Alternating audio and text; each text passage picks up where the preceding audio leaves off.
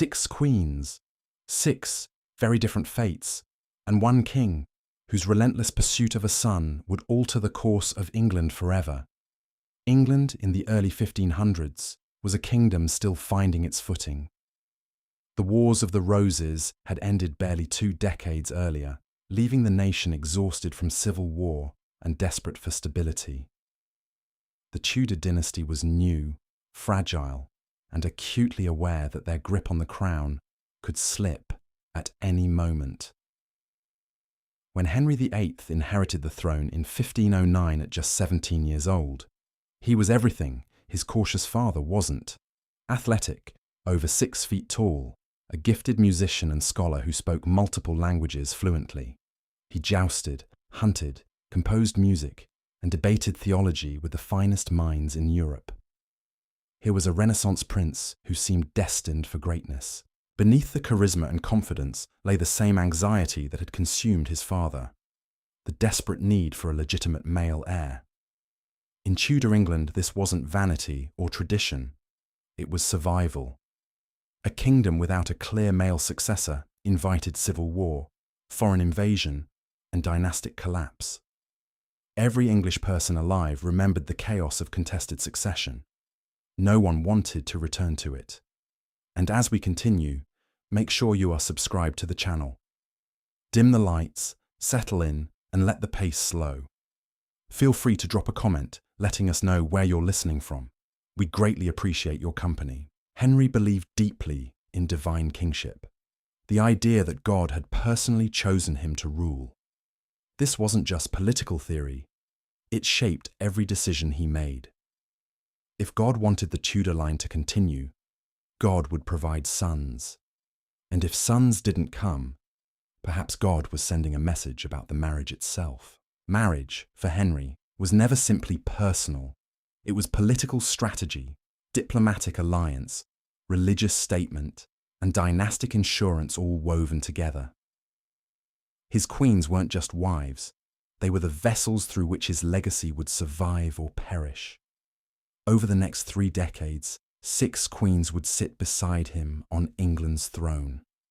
Some would give him daughters who changed history. One would give him the son he desperately craved.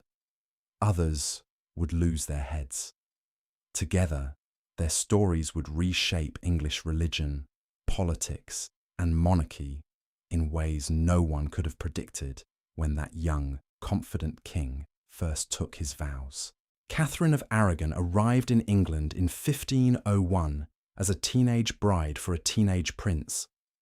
She was the daughter of Ferdinand and Isabella, the Catholic monarchs who had united Spain, conquered Granada, and funded Christopher Columbus. Her pedigree was impeccable, her education exceptional, and her strategic value to England immense. The Spanish alliance was everything to the vulnerable Tudor dynasty. She married Arthur, Prince of Wales, Henry VII's eldest son and heir to the throne.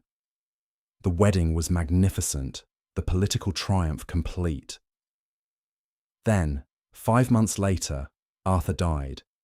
He was 15 years old.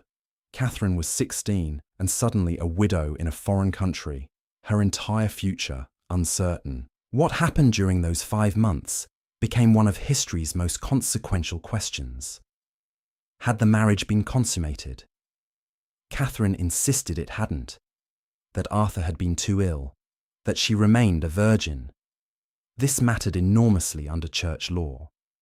If the marriage was never consummated, Catherine could marry again. If it was, marrying Arthur's brother would be prohibited under biblical law. Henry VII didn't want to lose the Spanish alliance or return Catherine's substantial dowry. Catherine didn't want to return to Spain in disgrace. A solution was negotiated. Catherine would marry the younger brother Henry once he came of age. Pope Julius II granted a special dispensation, declaring that even if the first marriage had been consummated, the second was permissible. The matter seemed settled. Catherine spent 7 years in limbo, impoverished and isolated, while Henry VII delayed the new marriage for diplomatic leverage. When Henry VIII inherited the throne in 1509, one of his first acts was to marry Catherine. He was 18. She was 23. By all accounts, it began as a genuine love match. The early years were golden. Catherine was intelligent, pious, politically astute, and deeply loyal to her husband. She served as regent of England when Henry went to war in France, managing the kingdom competently and overseeing military victory against Scotland. She was everything a queen should be, except able to provide a surviving male heir. Catherine became pregnant at least 6 times between 1510 and 1518. The first child, a daughter, was stillborn. Then came a son, Henry, who lived only 52 days. More miscarriages followed. Another son died within hours of birth.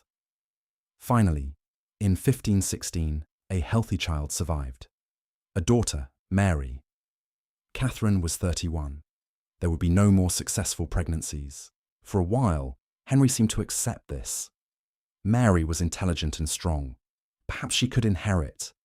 But as the years passed, Henry's anxiety intensified. Every kingdom that had tried a female ruler had descended into chaos. England had never successfully passed the crown to a woman. Without a son, everything his father built would collapse. By the early 1520s, Henry had convinced himself the marriage was cursed. He'd found the biblical passage in Leviticus, "If a man shall take his brother's wife, it is an impurity. He hath uncovered his brother's nakedness. They shall be childless." There it was, divine judgment. The lack of sons wasn't bad luck. It was God's punishment for an unlawful marriage. The Pope's dispensation had been wrong. The marriage had never been valid. This became the great matter. Henry's campaign to annul his marriage to Catherine. He needed the current Pope, Clement VII, to declare that the previous Pope's dispensation had been invalid. Catherine could return to being Arthur's widow, their daughter would be declared illegitimate, and Henry would be free to marry again and produce legitimate sons. Catherine refused to cooperate. She insisted her first marriage had never been consummated, making the second marriage completely valid. She'd been Henry's true wife for 20 years. She wouldn't be discarded now. The political situation made everything more complicated. Catherine's nephew was Charles V, Holy Roman Emperor, the most powerful ruler in Europe. He'd recently sacked Rome and held enormous influence over Pope Clement. The Pope couldn't grant Henry's annulment without enraging Charles, but he couldn't definitively refuse without alienating England. He stalled, delayed, and tried to avoid deciding. Henry's patience evaporated. What began as a request for annulment became a revolution. If Rome wouldn't grant him freedom, he'd break from Rome entirely. Between 1532 and 1534, Parliament passed a series of laws that severed England from papal authority and established Henry as supreme head of the Church of England. Thomas Cranmer, the new Archbishop of Canterbury, declared Henry's marriage to Catherine invalid. Catherine was stripped of her title, declared Princess Dowager, Arthur's widow, not Henry's wife. She was separated from her daughter Mary and sent to increasingly isolated residences. She refused to accept the annulment, signing every letter, Catherine the Queen, until her death. She died in January 1536 at Kimbolton Castle, likely from cancer, though rumours of poisoning persisted. She was 50 years old. She'd spent her last years in near poverty, forbidden from seeing her daughter, insisting to the end that she was Henry's true wife and England's rightful queen. Catherine's story isn't just personal tragedy, it's the hinge on which English history turned. Her refusal to quietly disappear forced Henry into breaking with Rome, unleashing the English Reformation. The daughter she fought to protect, Mary, would eventually become England's first successful queen regnant. And the question Catherine raised, whether a woman could rule England, would be answered definitively by another woman entirely. Anne Boleyn didn't accidentally stumble into Henry's life. She was deliberate, strategic, and unlike any woman the king had encountered. Where Catherine had been pious and traditional, Anne was sophisticated, reform-minded, and electrifying. She'd spent her formative years at the French court, absorbing continental culture, politics, and religious ideas. She returned to England elegant, educated, and conversant in the reformist religious thinking sweeping through Europe. She could discuss theology, debate politics, and move through court with confidence that caught Henry's attention immediately. Henry had pursued Anne's sister Mary years earlier, making Mary his mistress briefly before moving on. When Henry began pursuing Anne around 1526, she made a revolutionary decision. She refused to become his mistress. If Henry wanted her, he'd have to marry her. This wasn't just personal dignity, it was political calculation. Mistresses were disposable. Queens shaped kingdoms. Her refusal drove Henry to obsession. Here was something he couldn't simply take, a woman who valued herself too highly to settle for anything less than marriage. The more she resisted, the more desperate he became. His letters to her reveal genuine infatuation mixed with frustration. Anne held all the power in the courtship, and she knew it. Anne became the catalyst for the break with Rome. Henry's desire to annul his marriage to Catherine had existed before Anne, but Anne gave him reason to push harder, to risk more, to finally break free of papal authority entirely. Without Anne, Henry might have eventually accepted Rome's refusal. With Anne, compromise became impossible. The separation from Rome happened in stages between 1532 and 1534. The Act in Restraint of Appeals declared England an empire unto itself, subject to no foreign authority. The Act of Supremacy made Henry supreme head of the Church of England. Suddenly, the king controlled religious doctrine, appointments, and church property. It was a revolution disguised as a divorce. Anne and Henry married secretly in January 1533. She was already pregnant. In June, she was crowned Queen of England in a ceremony of unprecedented magnificence. Whatever people thought of her personally, and many despised her as a homewrecker who destroyed Catherine, she was now queen by every legal and religious standard Henry controlled. In September 1533, Anne gave birth. The astrologers had predicted a son. The celebratory tournaments were planned. The official announcements were prepared. Then the child arrived, a daughter. They named her Elizabeth. The disappointment was crushing. Henry hid it as best he could, but the birth of another daughter felt like divine judgment all over again. He'd broken from Rome, defied the Pope, restructured English religion, and risked his international standing, all to marry a woman who would give him sons. Instead, he had another daughter. Anne suffered at least 2 miscarriages in the following years, including one in January 1536 that was reportedly a male fetus. Henry's patience was exhausted. The passionate pursuit had curdled into resentment. Anne's sharp intelligence and willingness to express opinions, qualities that had attracted Henry initially, now seemed insolent. Queens were supposed to be submissive. Anne never had been. Court factions turned against her. Those who'd supported Catherine or mourned the break with Rome blamed Anne for England's religious upheaval. Traditional nobles resented her relatively modest family background and her influence over religious policy. Thomas Cromwell, who'd helped engineer the break from Rome, began to see Anne as an obstacle to his own agenda. By early 1536, Henry was already showing interest in Jane Seymour, one of Anne's ladies-in-waiting. Jane was everything Anne wasn't: quiet, submissive, conservative. She represented a return to traditional queenship. If Henry could be rid of Anne, he could marry Jane and try again for sons. The charges brought against Anne in May 1536 were designed to shock: adultery with multiple men, including her own brother, plotting the king's death, bewitching Henry into marriage. The accusations were almost certainly fabricated, the evidence extracted through torture and intimidation. Modern historians largely agree Anne was innocent, but innocence didn't matter. Henry wanted her gone, and in Tudor England, the king's will was law. 5 men, including Anne's brother George, were arrested alongside her. All were found guilty. The men were executed on May 17th. Anne was held in the Tower of London, the same place she'd stayed in luxury before her coronation just 3 years earlier. Now she was a prisoner awaiting death. Her trial was brief, the verdict predetermined.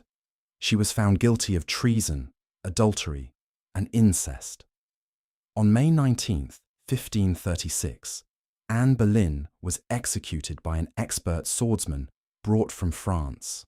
A small mercy, as beheading by sword was faster and more certain than the traditional English axe. She was likely around 35 years old, though her exact birth year remains uncertain. Her last words were carefully composed, as was customary. She praised Henry as a gentle and merciful prince, said nothing of her innocence or the injustice of her death.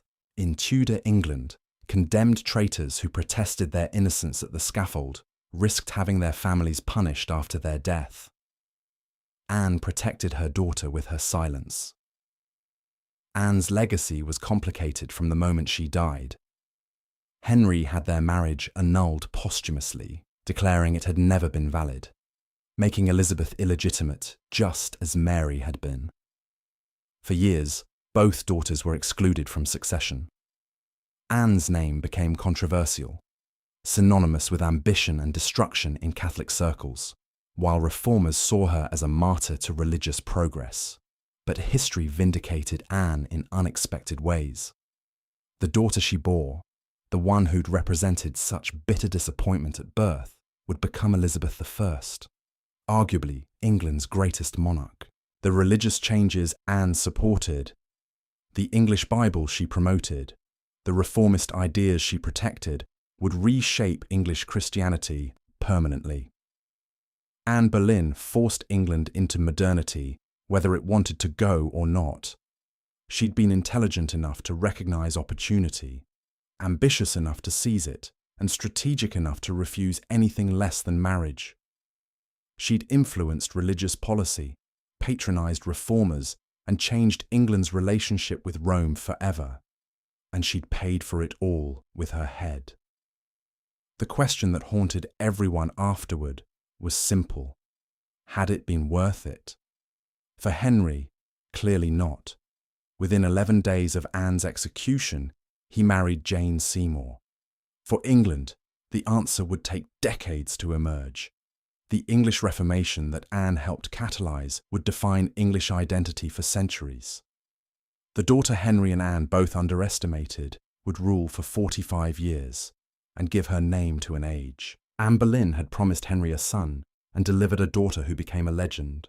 Just 11 days after Anne Boleyn's execution, Henry married Jane Seymour. The speed was shocking even by Henry's standards, but it revealed everything about his priorities. He wasn't mourning Anne. He was moving forward with desperate urgency toward the son he still believed God owed him. Jane Seymour represented everything Anne hadn't been. Where Anne was sophisticated and outspoken, Jane was quiet and traditional. Where Anne had embraced religious reform, Jane leaned toward conservative Catholicism. Where Anne had been dark and striking, Jane was pale and unremarkable. Her motto as queen was, "bound to obey and serve," a deliberate contrast to Anne's confident assertiveness. Jane came from respectable, but not particularly distinguished gentry. Her family had served the crown loyally for generations without achieving great prominence. She'd served as lady-in-waiting to both Catherine of Aragon and Anne Boleyn, watching both marriages implode from the inside. She knew exactly what Henry wanted in a wife now: obedience, discretion, and sons. There's debate among historians about whether Jane was genuinely modest and traditional, or whether she skillfully performed those qualities to attract Henry. The truth probably lies somewhere between. Jane was intelligent enough to understand what had destroyed Anne. She'd seen that Henry's passion for strong-willed women turned quickly to resentment. Jane would be different. She would be safe. Her appearance in Henry's life during Anne's downfall wasn't coincidental. Henry's eye had wandered to Jane months before Anne's arrest, and Thomas Cromwell had carefully cultivated the relationship. Jane's family understood the opportunity and coached her carefully. When Henry sent her gifts and money, she returned them unopened with a message that she would accept nothing that compromised her virtue. It was a calculated echo of Anne's earlier strategy, but deployed by someone far less threatening. The marriage was quiet compared to Henry's previous weddings. There was no magnificent coronation for Jane, partly because of the haste, partly because the kingdom was exhausted from religious upheaval and needed stability rather than spectacle. Jane's job was to fade into the background and produce an heir. Everything else was secondary. For the first year, the marriage seemed pleasant if unexciting. Jane acted as peacemaker within the royal family, tentatively encouraging Henry to restore his daughters, Mary and Elizabeth, to the succession. This was dangerous territory. Anne had been accused of conspiring against Mary, but Jane navigated it carefully, framing everything as wifely concern for Henry's legacy rather than political manoeuvring. Then, in early 1537, Jane became pregnant. The kingdom held its breath. 2 previous queens had failed to deliver surviving sons. Would the third succeed? Prayers were offered in every church. Astrologers were consulted. Physicians monitored Jane constantly. Henry's anxiety was palpable. On October 12, 1537, after a long and difficult labour lasting 2 days and 3 nights, Jane gave birth to a son. They named him Edward, after Henry's great-grandfather, Edward IV. The relief and joy were overwhelming. England had a male heir. The Tudor succession was secure. God had finally blessed Henry's marriage. Celebrations erupted across the kingdom. Bonfires were lit, wine flowed freely in the streets, and Te Deums were sung in churches. Henry wept with joy. After nearly 30 years on the throne, after 2 failed marriages and years of desperate anxiety, he had his son. Jane Seymour had accomplished what Catherine and Anne could not. The christening was magnificent. Princess Mary served as godmother, a sign of her partial restoration to favour.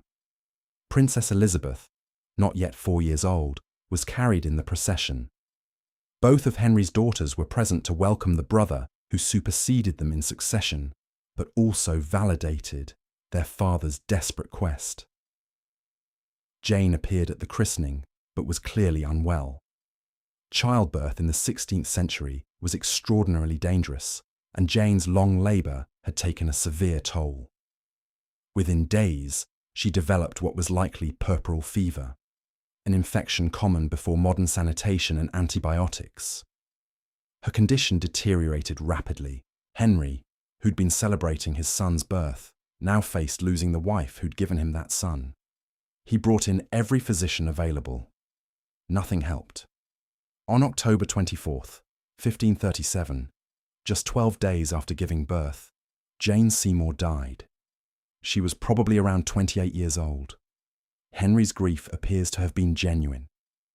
Unlike his previous marriages, which had ended in bitter resentment or calculated execution, Jane had died fulfilling her purpose. She'd given him the son he needed, and died before they could grow to resent each other. In Henry's mind, she remained perfect, the ideal wife, frozen in time. Jane received a queen's funeral at Windsor Castle, the most elaborate funeral given to any of Henry's wives. More significantly, when Henry died nearly 10 years later, he chose to be buried beside Jane rather than any of his other wives. It was his final statement about which marriage he considered most important. Jane's legacy rests entirely on her son.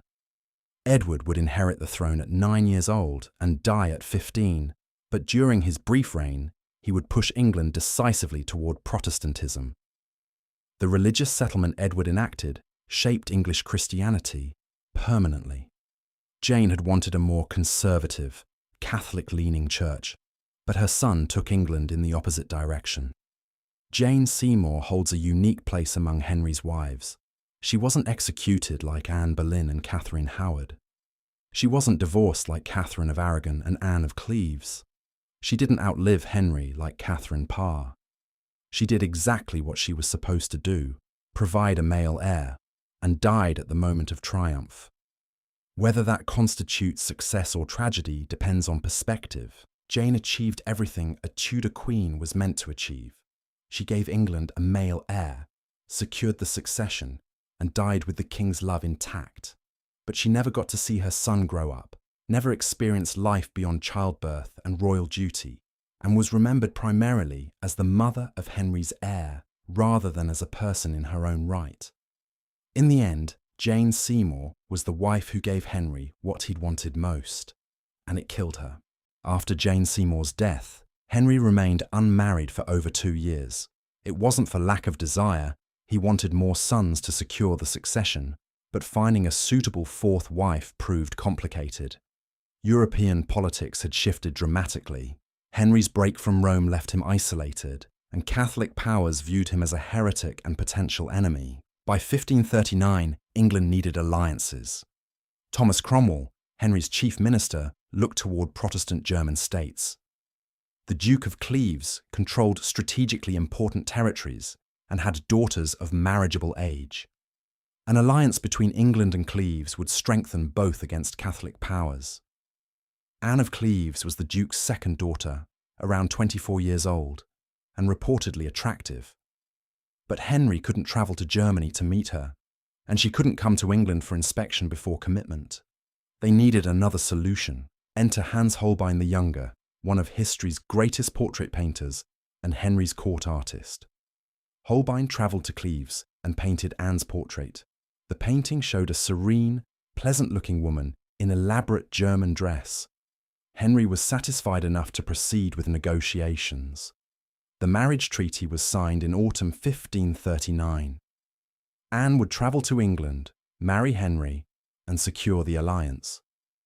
She began her journey in December, travelling through winter weather to her new kingdom and new husband. Anne's upbringing had been extremely conservative. She'd been raised in a strict household with little exposure to music, dancing, or the courtly accomplishments expected in England. She spoke no English and little French. Her education had focused on needlework and household management.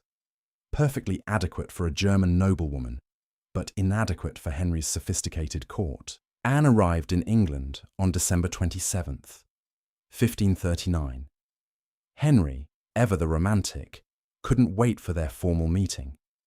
He decided to surprise her in disguise at Rochester, imagining a scene from courtly romance where he'd reveal himself and she'd be delighted. The meeting was a disaster. Henry, now 48 years old, obese and suffering from painful leg ulcers, arrived in rough clothing. Anne, not recognizing him and not versed in English courtly games, was confused and possibly frightened by this strange man bursting into her chambers. She didn't react with the delight Henry expected. When Henry revealed his identity, the awkwardness only intensified. Henry was devastated.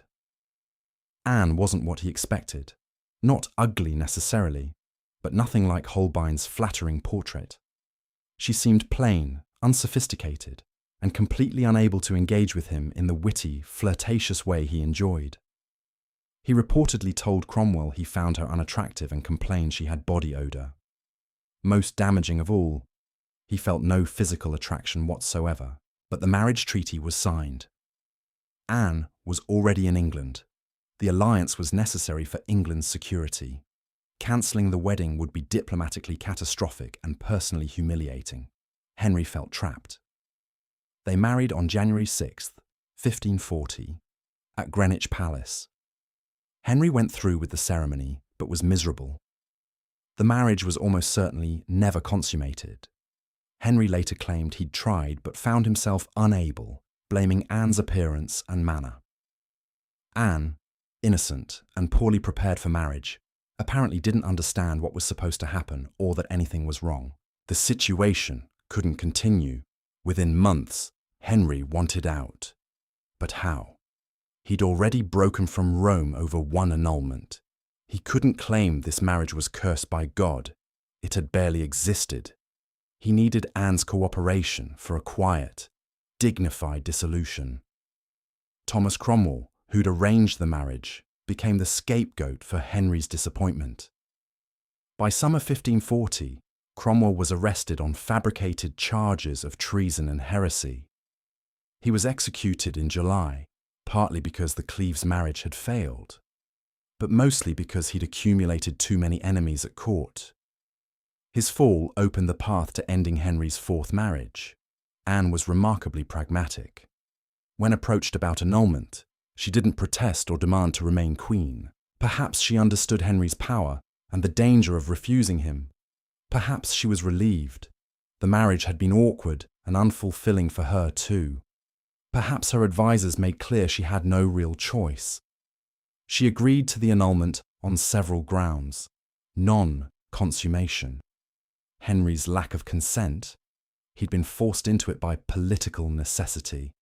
And, most creatively, a pre-contract between Anne and another man years earlier that made her marriage to Henry invalid. The pre-contract claim was almost certainly false, but Anne didn't contest it. In July 1540, just 6 months after the wedding, the marriage was annulled. But Anne wasn't discarded like Catherine of Aragon or executed like Anne Boleyn. She received an extraordinarily generous settlement, multiple properties including Hever Castle, ironically Anne Boleyn's childhood home, a substantial income and status as the king's beloved sister. Anne accepted her new role gracefully. She lived comfortably in England, maintaining friendly relations with Henry and later with his children.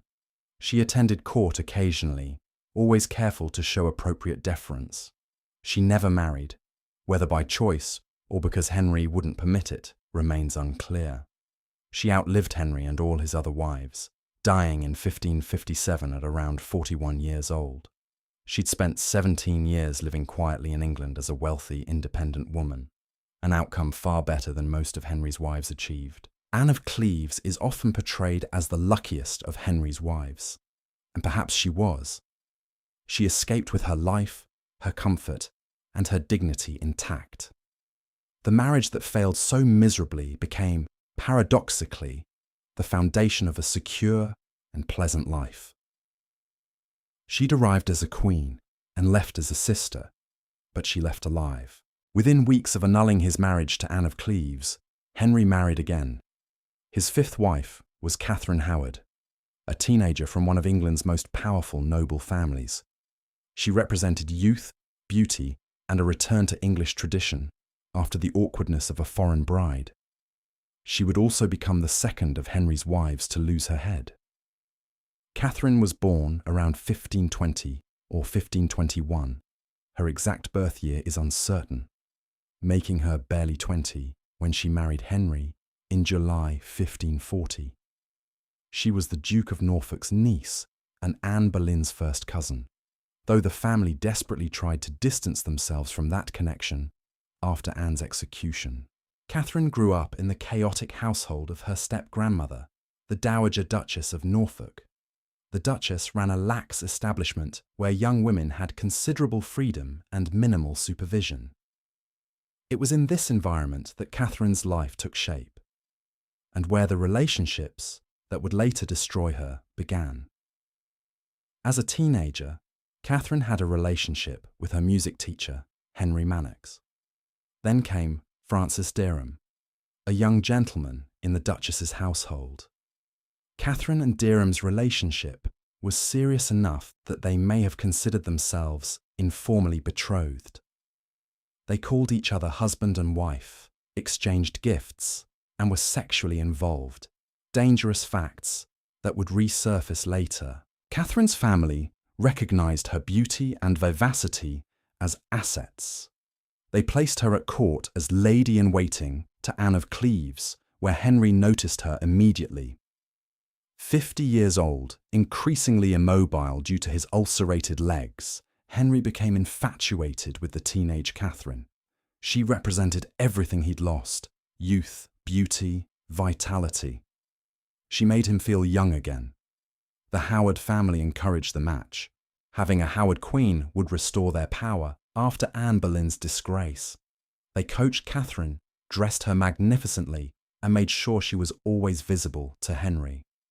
Catherine, young and ambitious, recognized the opportunity of a lifetime. Henry showered her with gifts, attention, and affection. He called her his rose without a thorn, and his very jewel of womanhood. After the disappointment of Anne of Cleves, Catherine seemed like a miracle, young, beautiful, English, and apparently devoted to him. They married on July 28, 1540, the same day Thomas Cromwell was executed. For Henry, it was a new beginning. He'd disposed of the minister who'd given him Anne of Cleves and gained a beautiful young wife. He seemed genuinely happy, more energetic and engaged than he'd been in years. Catherine enjoyed being queen. She loved the clothes, jewels, and attention. She was generous to her family, securing positions and favours for Howard relatives. She participated enthusiastically in court life, dancing, banqueting, and presiding over ceremonies. Everything seemed perfect. But Catherine's past wouldn't stay buried. Francis Derham needed employment and pressured Catherine to give him a position in her household. Feeling guilty or perhaps threatened, Catherine made him her private secretary, a decision that would prove catastrophic. She also began a relationship with Thomas Culpeper, a gentleman of Henry's privy chamber. Culpeper was young, handsome, and attractive in ways Henry no longer was. Whether Catherine sought him out or he pursued her remains unclear, but by early 1541, they were meeting secretly, often late at night, in her private chambers. These meetings were dangerous beyond measure. Catherine was Henry's wife. Any sexual relationship with another man was treason, punishable by death. Yet Catherine, young and possibly naive about the severity of her situation, continued the liaison. Lady Rochford, one of Catherine's ladies-in-waiting, facilitated the meetings, for reasons that remain mysterious, as she must have known the risk. In November 1541, everything collapsed. Archbishop Thomas Cranmer received information about Catherine's past relationship with Derham. He was initially sceptical, but felt obligated to investigate.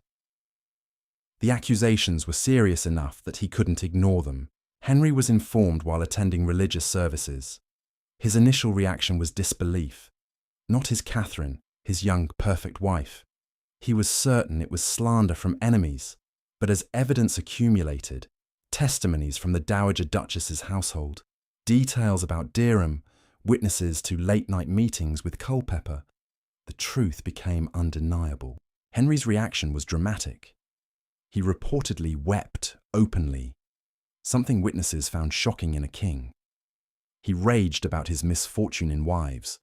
He alternated between wanting to execute Catherine personally and wanting to forgive her. Eventually, the political necessity of punishment overcame any remaining affection. Catherine was interrogated extensively. She initially denied everything, then admitted to the premarital relationships, but insisted her marriage to Henry had been faithful. The evidence suggested otherwise. Multiple witnesses testified to her meetings with Culpeper. Love letters between them were discovered, though their exact content remains debated. Derham and Culpeper were arrested, tortured, and executed in December 1541. Derham was hanged, drawn, and quartered as a traitor.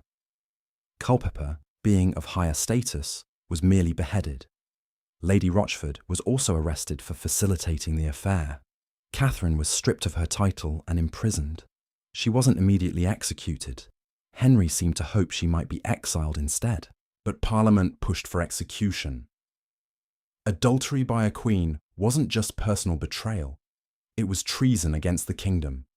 If Catherine had become pregnant by Culpeper, a bastard might have been passed off as Henry's heir. The succession itself had been threatened. A bill of attainder was passed, declaring Catherine guilty without trial. On February 13, 1542, Catherine Howard was beheaded at the Tower of London. She was perhaps 21 years old. Lady Rochford was executed the same day. Catherine's story is tragic in ways different from Anne Boleyn's. Anne had been politically sophisticated and likely innocent. Catherine was young, poorly educated in the realities of power, and genuinely guilty of at least some of what she was accused of. She'd grown up in an environment where sexual relationships before marriage were common. She didn't understand or refused to accept that different rules applied once she became queen. Henry never spoke of her again after her execution. The fifth marriage had lasted less than 2 years. Once again, Henry was left without the comfort and companionship he'd sought, and once again, a young woman had paid with her life for failing to meet his expectations. Catherine Parr was 31 years old when Henry began pursuing her in 1543. Unlike his previous wives, she came to the marriage with experience, education, and, crucially, reluctance. She'd already been widowed twice and was in love with Thomas Seymour, brother to Henry's late wife Jane. Marrying the king wasn't her choice, but refusing him wasn't an option. Catherine was born into minor nobility, educated unusually well for a woman of her era. She spoke Latin, French, and Italian fluently, engaged seriously with religious texts, and moved comfortably in intellectual circles. Her first marriage, arranged when she was 17, had been to an elderly man who died within a few years. Her second husband, John Neville, Lord Latimer, was a widower with children. Catherine became an effective stepmother, managing his household and estates competently. When Latimer died in 1542, Catherine was finally free to marry for affection. She and Thomas Seymour had begun a romance. Then Henry noticed her. Catherine found herself in an impossible situation. The king wanted to marry her, but she wanted someone else. There was no refusing Henry. Declining the king's proposal would be interpreted as rejection of the crown itself, possibly even treason. Catherine's family certainly wouldn't support turning down such an opportunity. And Thomas Seymour, pragmatic and ambitious, stepped aside immediately. Personal feelings couldn't compete with the king's will. Catherine and Henry married on July 12, 1543, in a quiet ceremony at Hampton Court. It was Henry's 6th marriage. He was 52 years old, massively overweight, increasingly disabled by his leg ulcers, and suffering from what was likely type 2 diabetes. He needed a nurse more than a wife, and Catherine would become both. As queen, Catherine took on several crucial roles. First, she became caretaker to an aging, difficult patient. Henry required constant medical attention. His leg wounds needed regular cleaning and dressing, and his mobility was severely limited. Catherine managed this with patience and competence, never showing disgust or frustration publicly. Second, she worked to reconcile Henry's fractured family. Edward, Mary, and Elizabeth had been raised separately, their relationships with their father formal and distant. Catherine brought them together, creating something approximating a family unit.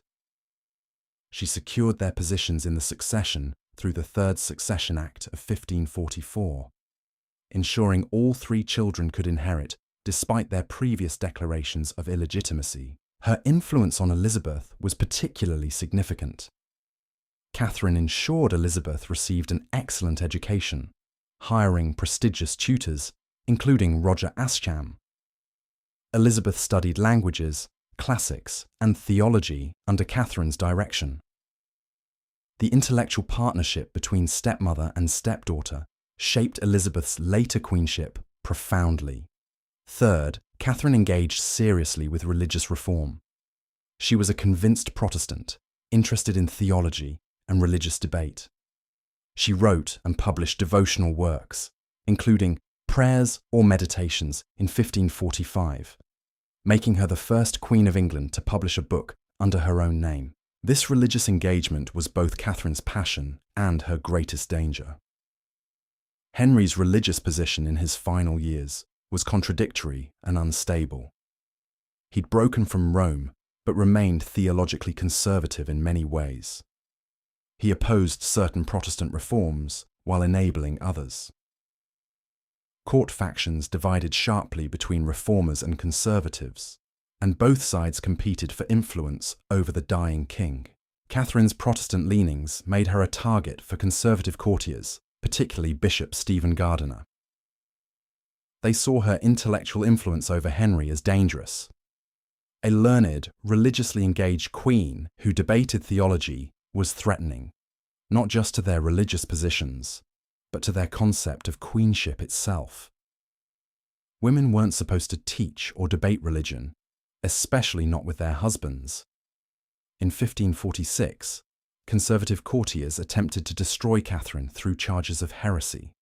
They compiled evidence of her Protestant beliefs, her debates with Henry about religion, and her possession of banned books. They convinced Henry to sign a warrant for her arrest. Catherine survived through a combination of luck, intelligence, and submission. She learned about the warrant and immediately went to Henry, throwing herself on his mercy. She insisted she'd never meant to teach him, only to learn from him.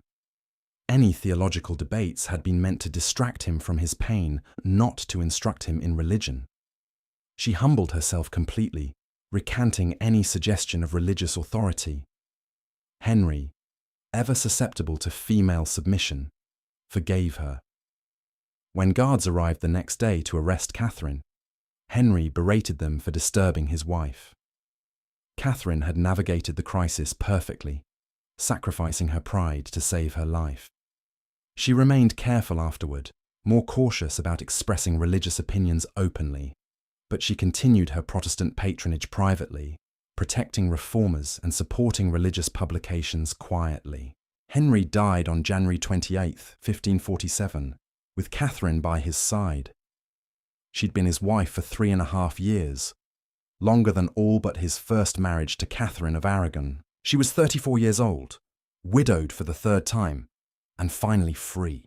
Within months of Henry's death, Catherine married Thomas Seymour, the man she'd loved before Henry's intervention. The marriage was controversial. Remarrying so quickly showed insufficient mourning for the king. But Catherine had sacrificed years to duty. Now she chose for herself. The marriage was passionate, but troubled. Seymour was charming, but reckless, ambitious, but politically incompetent. Catherine became pregnant for the first time in her life at 35. She gave birth to a daughter, Mary Seymour, in August 1548. 5 days later, Catherine Parr died of puerperal fever, the same infection that had killed Jane Seymour. She was 36 years old. She'd survived Henry VIII, navigated treacherous court politics, nearly been executed for heresy, reconciled his children, and influenced the future Elizabeth I. Then she died in childbirth, like so many women of her era, just months after finally living on her own terms. Catherine Parr was the wife who survived Henry, but only barely. Her intelligence, education, and religious commitment made her one of the most capable women to sit on England's throne. She was also the only one of Henry's wives to marry for love after being queen, even if that happiness lasted less than a year.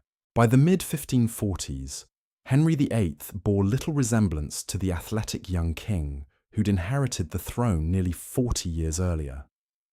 The man who'd once jousted, hunted, and danced for hours now required mechanical devices to move between rooms. His waist measured 54 inches. His leg ulcers oozed constantly, emitting an odour that permeated any room he occupied. The pain was unrelenting. The leg wounds had begun decades earlier from jousting injuries that never healed properly.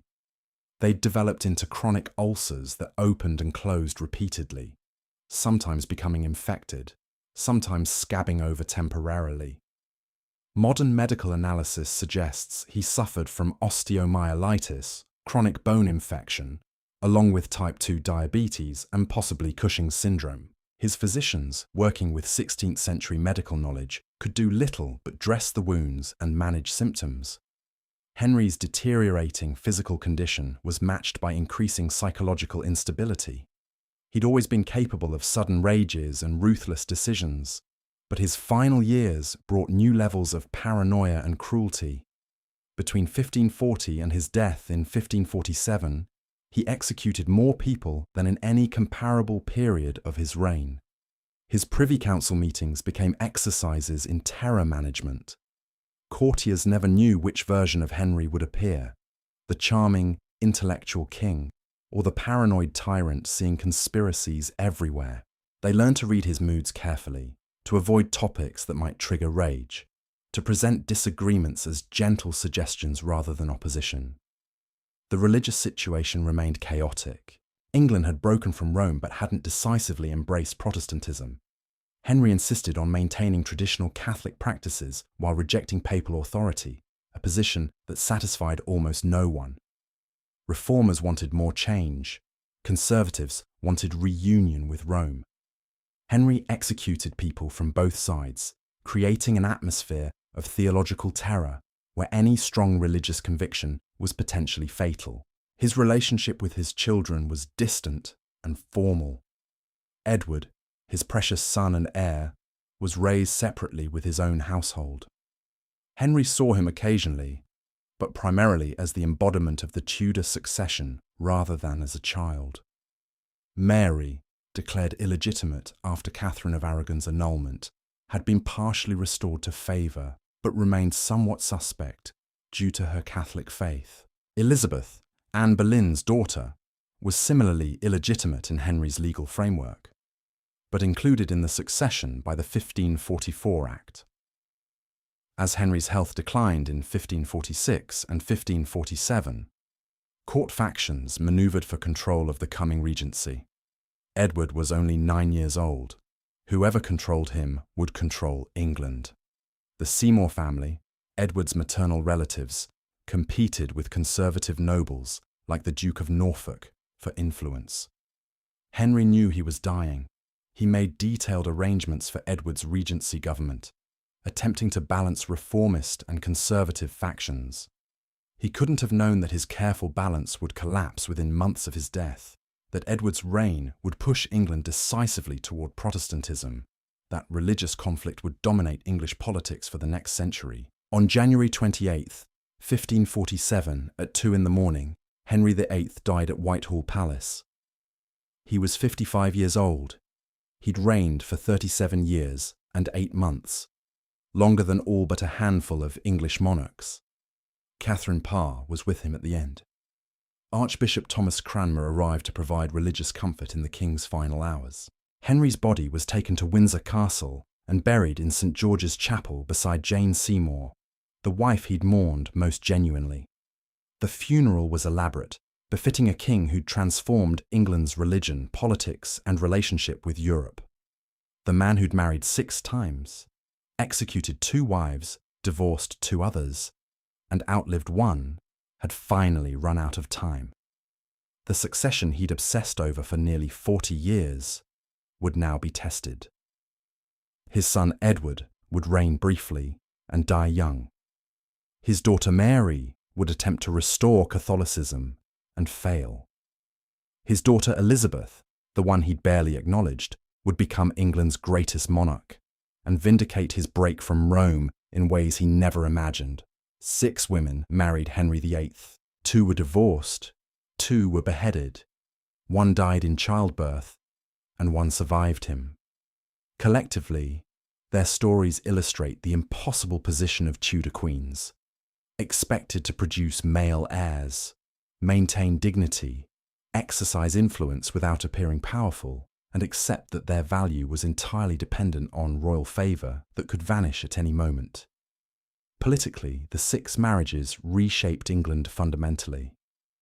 The break from Rome happened because of Catherine of Aragon's refusal to accept annulment and Henry's determination to marry Anne Boleyn. That single decision transformed English religion, politics, and national identity permanently. The Church of England emerged not from theological conviction, but from marital frustration, a fact that shaped its character for centuries. The English Reformation launched by Henry's marital issues continued evolving through his children's reigns. Edward VI, Jane Seymour's son, pushed England decisively toward Protestantism. Mary I, Catherine of Aragon's daughter, attempted to restore Catholicism through persecution and force. Elizabeth I, Anne Boleyn's daughter, established the Anglican settlement that balanced Catholic tradition with Protestant theology. All three approaches reflected their mothers' religious positions and the circumstances of their births. Dynastically, Henry's obsession with male heirs proved tragically ironic. Edward, the son he'd sacrificed everything to obtain, died at 15 without children, making the Tudor male line extinct in one generation. Meanwhile, his daughters, the ones he'd declared illegitimate and dismissed, both became queens. Mary ruled for 5 years, Elizabeth for 45. The daughter Henry had most regretted, whose birth had disappointed him so profoundly, gave her name to an age and became synonymous with English greatness. Culturally, the six wives have maintained fascination for nearly 5 centuries. They've been the subjects of countless books, films, plays, and songs. They represent timeless themes: power and vulnerability, ambition and tragedy, the collision between personal desire and political necessity. Each wife embodied different strategies for surviving impossible circumstances: submission, intelligence, resignation, defiance. Catherine of Aragon's dignity in defeat, Anne Boleyn's fatal ambition, Jane Seymour's quiet triumph, Anne of Cleves's pragmatic survival, Catherine Howard's tragic naivety, and Catherine Parr's intellectual engagement, each offer different perspectives on navigating royal marriage in an era when queens were simultaneously powerful and powerless. Their legacy extends beyond their individual stories. They collectively illustrate how marriage functioned as political tool, diplomatic alliance, and dynastic strategy in early modern Europe.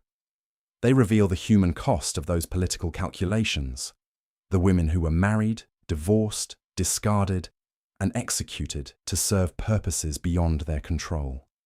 Most significantly, they demonstrate that even in a system designed to make women subordinate, individual women could shape history through intelligence, courage, and strategic thinking. Anne Boleyn's influence on the Reformation, Catherine Parr's impact on Elizabeth's education, even Anne of Cleves's negotiation of her divorce, all showed agency within severe constraints. The 6 wives of Henry VIII weren't just victims of a tyrannical king. They were women navigating impossible circumstances with varying degrees of success, whose choices and sacrifices shaped English history in ways that echo 5 centuries later.